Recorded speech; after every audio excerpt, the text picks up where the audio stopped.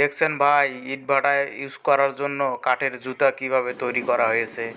সাইকেলের টিউ দিয়ে কাঠের জুতা তৈরি করা হয়েছে, কারণ ইটভাটায় কিন্তু সাধারণত কোনো জুতা টেকে না, কারণ প্রচুর পরিমাণে এখানে আগুনের হিট, তাই এখানে অন্য কোনো জুতা সাধারণত টেকে না।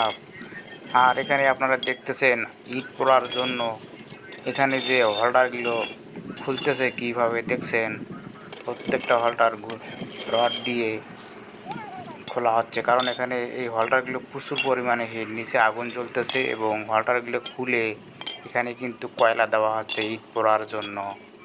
তাই ইট ভাটায় এই গরমে এরা যে পরিশ্রম করতেছে, এই ভাইদের জন্য একটা ভিডিওতে অবশ্যই লাইক দিবেন এবং ভিডিওটি অবশ্যই শেয়ার করে দিবেন। দেখছেন ভিতরে কিভাবে আগুন জ্বলতেছে। মানুষ বলে জীবন হলো ইটের ভাটা, তাই সেই বাস্তবে না দেখলে বুঝতে পারবেন না জীবন ইটের ভাটা কেমনে হয়। এদেরকে দেখেই বুঝতে পারতেছেন ভাই। একটা লাইক দেন ভাই।